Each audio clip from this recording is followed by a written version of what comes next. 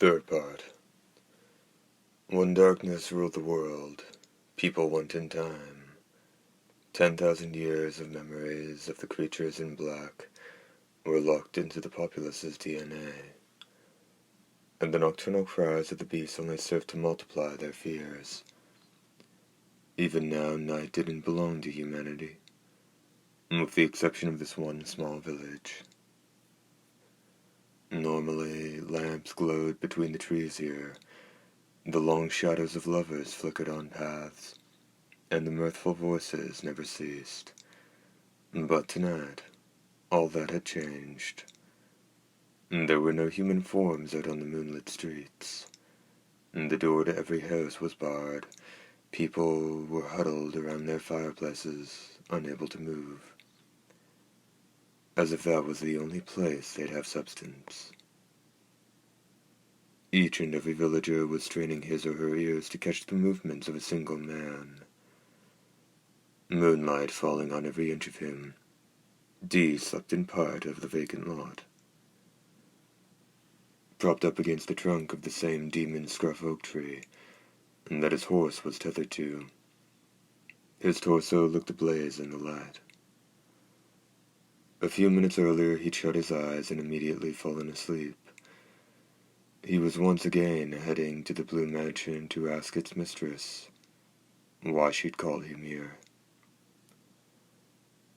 Suddenly, a gust of wind blew against his body, and Dee's eyes opened.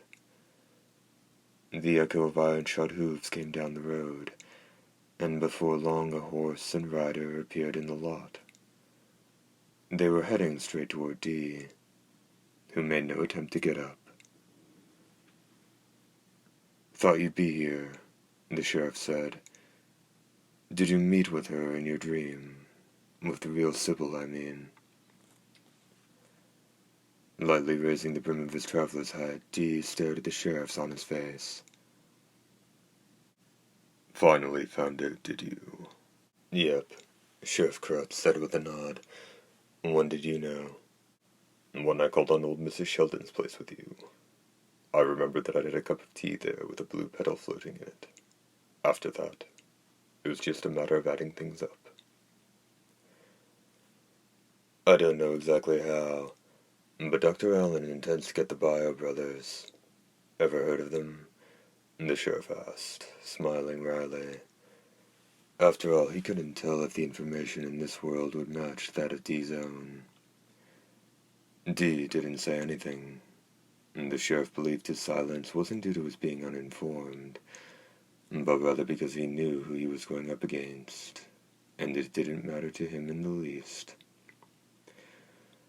How torturous had the times he'd lived through been. Thinking of this, Sheriff Krutz felt the heavy, dark sediment that had collected in his heart suddenly disappear. He smiled without even knowing it. "That's all I had to say. Looks like I went and woke you up, though. Did you see Sybil?" Meeting the lawman's searching gaze, Dee shook his head. "No." "Haven't slept yet, then?" "I didn't dream." The sheriff didn't quite know what to say, but then Dee answered his question for him. "Probably due to the machine the hospital director was using." "In that case, the dream you had would be the same one the Sybil in this world is having, wouldn't it?" Sheriff Krutz asked. "Probably." "Wonder if it's the same one the real Sybil has." Dee nodded. The blue light and the white gown really suit her. Staring at Dee for a while, the sheriff then thanked him. "Dr. Allen and Sybil are in the basement of the hospital. That's all I really came to say. Good luck to you. Where are you going?" "Out of the village," the sheriff said. "Don't know where I'll go once I'm out, but I've got to give it a shot. If Sybil wakes from her dream in the meantime, that's fine by me too." "Good luck." "Same to you." Sheriff Kretz wheeled his horse around, and Dee watched him until he'd vanished down the road. Apparently the only way the hunter would be able to ask Sybil why she'd called him here was to go to the hospital. "Well, are we off then?" His left hand asked. There's no other option. "Why don't you try talking to the girl? Persuade her to go on sleeping. No matter what you try, nothing you do will counter the effect of this bite. The girl the sleep bringer loved will never wake again. You ought to tell the doctor and sheriff of this fact, and set their minds at ease." Dee pulled a dagger from his coat and slowly began digging up the ground. Maybe the girl won't ask me to wake her up, he said. The voice in his left hand seemed bewildered by his statement. After a short time, it said in a vaguely buoyant tone, "You sure do say some crazy stuff for a pretty boy. So, what'll you do if that happens, eh?" The voice stopped suddenly, making it sound like something was stuck in its throat. Dee pressed his left hand against a mound of black soil he dug up, and with that, a sound that anyone would recognize as chewing began, and the mound of dirt dwindled swiftly.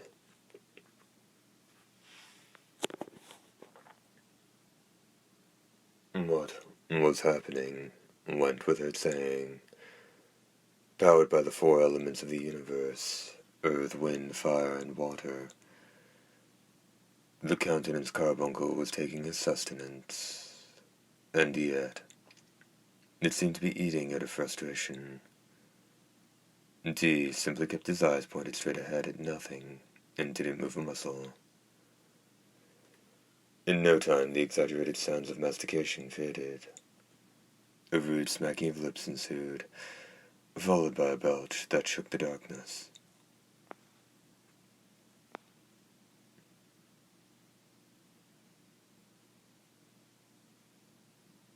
"They've taken measures against you, haven't they? If we can't do what we like in this world, we might not even be able to ask the girl what she wants," The now mean-spirited voice informed him. "That guy from the hospital's been meddling with the brain of this world Sybil. If the dream you have is the same one she's dreaming, you probably won't be able to see her again." And then, as if suggesting something the hunter hadn't thought of, he added, "But wouldn't that wrap everything up all neat and tidy? The dream just wants to stay a dream, after all. I mean, even for the girl. I don't think this world is all that bad as dreams go." You're not the one who has to dream it, and neither am I. Dee got up without making a sound, bright in the moonlight, and his profile was cold and beautiful enough to astonish any dreamer. Page break. Even as Kretz came up on the last curve, he didn't sense anything out of the ordinary. Is it going to send me around in a circle again? The lawman paused and wondered. If it does, that's just fine by me. Sheriff Kretz rode on regardless. The scene around him was unchanged. He finished making the turn, and could then make out the dome-shaped watch post on the outskirts of the village. It looked like he was going to be able to get out. And the watch post was manned 24 hours a day by 3 shifts of young men from the village. He took a peek inside, but there was no one around. If there'd been anyone in there, he'd have felt them or heard their breathing. But there was nothing like that. Only the cold atmosphere. What had been an unintended post from the very beginning pierced the sheriff. Perhaps this was a dream too. Getting off his horse, he went into the watch post and pushed the control button. And there was the low whine of a winch as the 4 bars that comprised the roadblock were hoisted out of the way. The sheriff mounted his horse again and took a hold of the reins, when all of a sudden a low whinny entered his ear and raced through his whole body. There were two sounds, the sounds of a horse and another animal.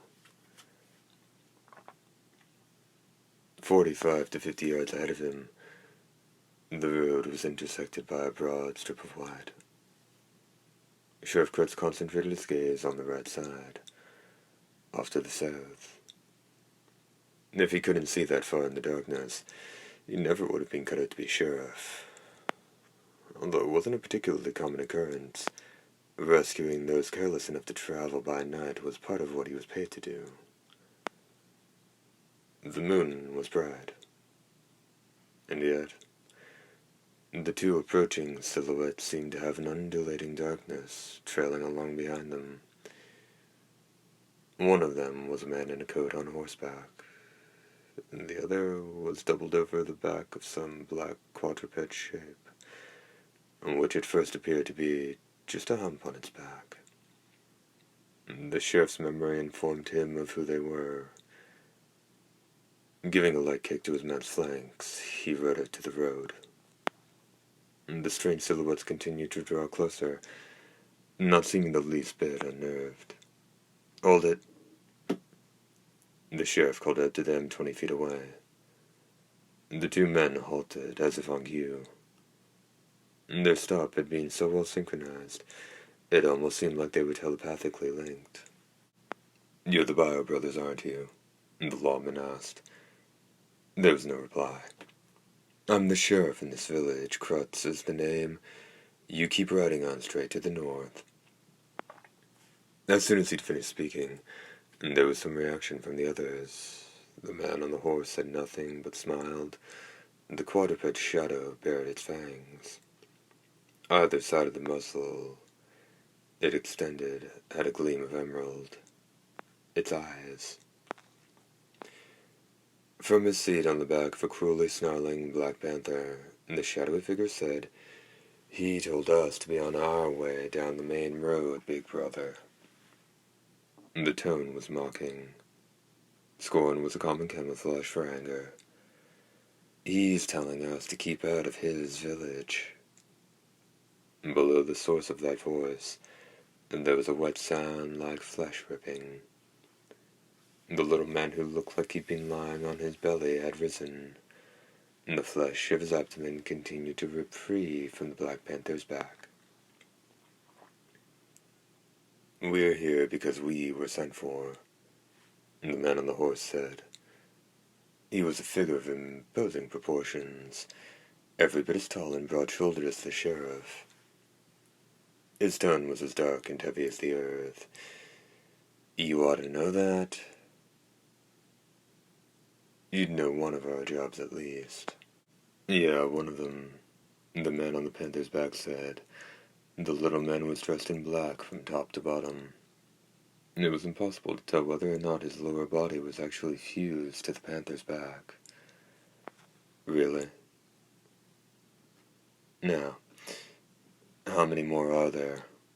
Sheriff Kurtz asked, lifting the bottom of his jacket and brushing the grip of his missile gun with his right hand.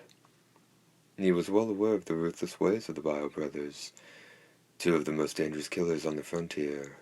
The pair were known to tear those that faced them limb from limb, while the panther filled its belly with their victims' innards before they finished ripping them to shreds. Could he take them? He tried to imagine it, but wasn't so sure if he could. The two of them would be bad enough, but he sensed something else waiting behind him. "Just one," the man on the horse replied. "Getting rid of you." The sheriff kicked his horse's flanks. At the same time, the two men across from him also began to advance. Sheriff Kurtz figured the battle would be decided in an instant. The distance between the two factions was definitely diminishing, and the darkness between them made sounds as it began to coalesce. A lustful blood blew at the sheriff's face like a gale-force wind. The panther sprang at him from the left, like pensing darkness. In midair, its claws grew a foot long. In the very instant the sheriff vanished from the beast's field of view, the little man on its back leapt into the air. What the hell? And the little man cried out in astonishment. Although he'd followed the sheriff's leap, and was launching an attack on the lawman, the knife that gleamed in the little man's right hand had been deflected by the barrel of the missile gun. To make matters worse, the gun Krutz held also smacked him in the forehead, knocking him backward.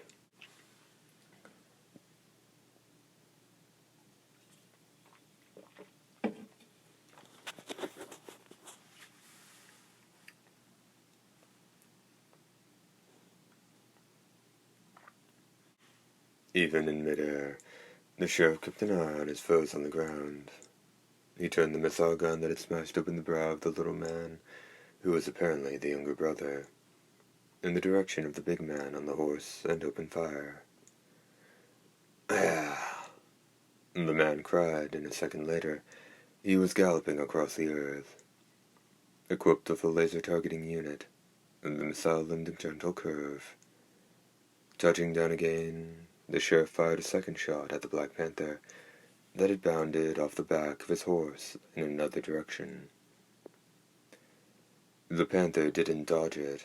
In fact, the flames from the missile embedded in its forehead vanished unexpectedly. Was it a misfire? Or was that the world's way of trying to save itself? Time for a third shot. The sheriff's fingers worked reflexively, and even when he found the pale flames of a projectile sinking deep into his chest, his digits didn't stop. When the unholy conflagration finally died out, a shadowy figure stood up in the spot where, until then, the sheriff had existed. It was the man on the horse, the older brother. The missile had been aimed at him, however. The target that had apparently run away had appeared again from the completely opposite direction. Wasn't as easy as I thought it'd be. The younger brother spat from the panther's back, one hand pressed to his forehead. He then licked the blood dripping from his fingers with his hideously long tongue. Excuses about being out of practice aren't gonna cut it, the older brother said reproachfully. You're right. Our next opponent is a heavyweight. The younger brother stopped moving. As he did, the Black Panther bared its fangs and let out a menacing snarl. And the moon alone remained bright as the two shadowy figures headed into the village. Page break.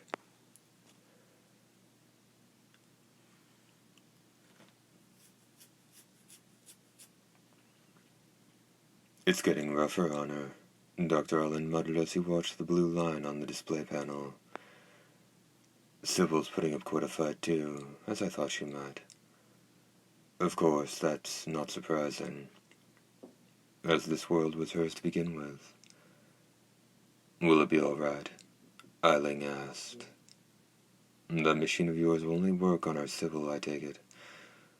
What'll happen if the other Sybil intervenes?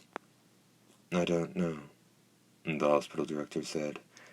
I don't even want to consider it. All we can do is pray it doesn't come to that. That is, if we even have the right to pray. I should hope we have at least the right to live, old Mrs. Shelton said, sitting in her favorite rocking chair over by the window. Not that I mind, as it'll be time for me to call it a night soon.